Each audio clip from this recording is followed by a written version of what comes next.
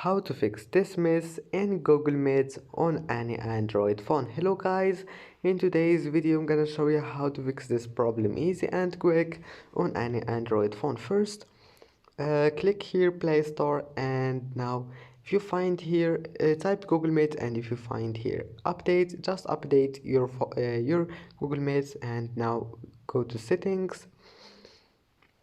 If that doesn't fix your problem, go to settings and then scroll down until you find apps. This one, apps or applications, click on it and then click apps again, and here you will find all your installed apps. And now type here Med, click on it, click for stop, and then clear cache and go back, try again. And that's it for today's video.